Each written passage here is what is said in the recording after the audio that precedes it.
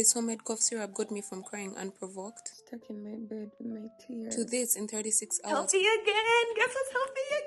And all you're going to need is 1 raw onion, preferably a red onion, 2 garlic cloves, just cut them into small pieces. Doesn't matter the size, you don't even have to crush it. Then I added 1 heaped tablespoon of raw honey and turmeric. Turmeric is an anti-inflammatory, so is garlic, and onions are very good for your cold. I added some cayenne pepper and black pepper. Because my honey was so thick, I mixed it with some water, and I took tablespoons of this for 36 hours, and whatever was left, I just poured some hot water, made some tea. I bit into those candied onions, and this was me 36 hours later.